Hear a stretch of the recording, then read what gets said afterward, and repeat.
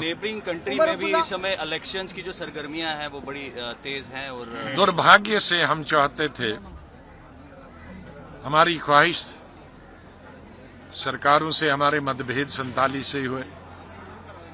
मतलब जब हमारे में बोलता हूं, देश की बात करता हूं मैं, अपनी बात नहीं कि अपनी पार्टी की बात, मैं देश की बात करता हूं। और उसके लिए जिम्मेदार नहीं है, उसके लिए पाकिस्तानी जिम्मेदार है कि 1947 अभी आजादी मिली ही थी कि पहला ही हमला उन्होंने ही ठोक दिया, जिसका परिणाम है कि पीओके हमसे अलग हो गया। हमारे भाई जम्मू सूबा से, कश्मीर सूबा से, और आज वो खुश नहीं है वहां। तो इसलिए दो देशों के तनाव के लिए ही पाकिस्तान जिम्मेदार है, वरना शांति से कुछ कत्ल गारत हुई थी, लेकिन दो देश बन गए थे। लेकिन लोगों का कोई कसूर नहीं। हमारी किस्मत में जमहूरियत आई, लोकतंत्र आया, प्राइम मिनिस्टर बदले, एक जमहूरी तरीके से बदले। कहीं खामियां, कहीं कमजोरियां थोड़ी बहुत है, लेकिन उनकी किस्मत में डिक्टेटर आ गए, और जिसकी वजह से लोगों को फायदा नहीं हुआ। और आर्मी ही वहां की सरकारों को चलाती रही।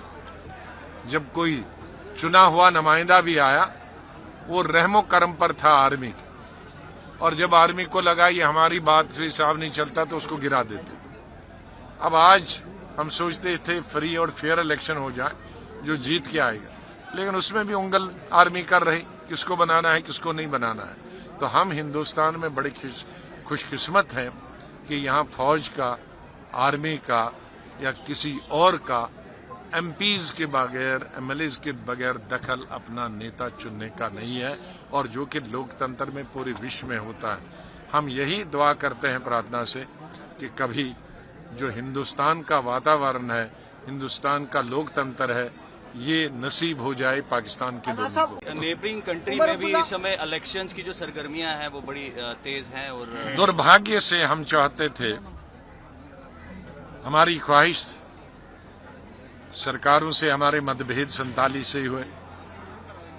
मतलब जब हमारे में बोलता हूं, देश की बात करता हूं मैं, अपनी बात नहीं कि अपनी पार्टी की बात, मैं देश की बात करता हूं।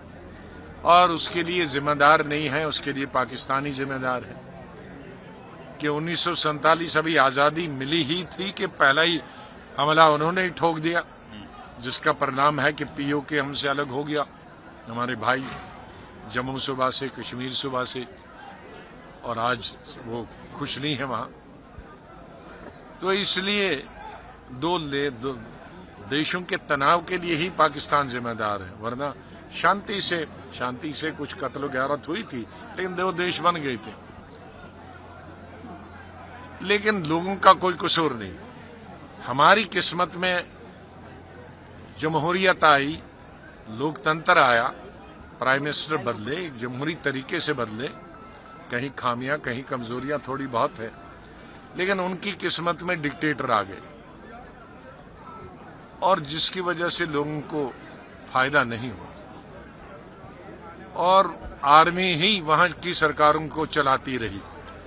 जब कोई चुना हुआ नुमाइंदा भी आया, वो रहमो करम पर था आर्मी की, और जब आर्मी को लगा ये हमारी बात से हिसाब नहीं चलता तो उसको गिरा देते।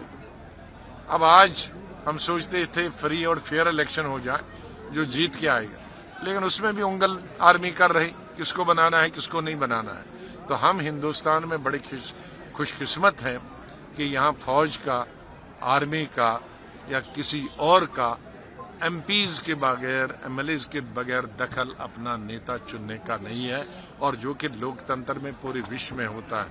हम यही दुआ करते हैं प्रार्थना से कि कभी जो हिंदुस्तान का वातावरण है, हिंदुस्तान का लोकतंत्र है, ये नसीब हो जाए पाकिस्तान के लोगों को।